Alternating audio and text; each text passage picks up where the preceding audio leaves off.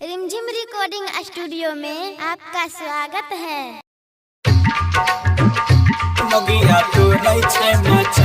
Singing by Gaurav Thakur. Singing by Bulbul Premi राजा।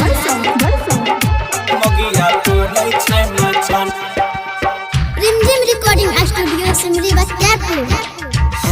मुनसा का भेज के रोज खलिहान मौगी तोरै छै मचान। मुनसा का भेज के करैल काम मौगिया तोरै छै मचान। करे कोनो काम न धाम खाली तोरै छै मचान। मुनसा के भेज के रोज खलिहान मौगिया तोरै छै मचान। मुनसा के भेज के रोज खलिहान मौगिया तोरै छै मचान लरिया। Singing by Gaurav Thakur. Singing by Bulbul Premi Raja. Rimjhim recording studio Simri Bakhtiyarpur. खाना पीना छोड़ के हरदम लागल रहे बात में। सास ससुर के गरिया बैठे उठ उठ आधी रात में। खाना पीना छोड़ के हरदम लागल रहे बात में। सास ससुर के गरिया बैठे उठ के आधी रात में।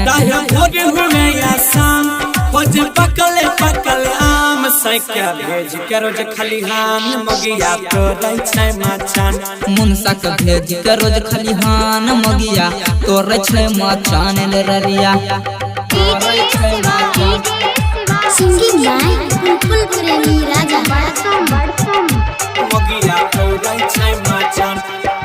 रिमझिम रिकॉर्डिंग स्टूडियो सिमरी बख्तियारपुर। लाली ओठा लाली खोजे खोजे कान के बाली रे। नहिरा जाय के धमकी दै छै बन के हमरा पाली रे। बन के हमरा पाली। लाली ओठा लाली खोजे खोजे कान के बाली रे।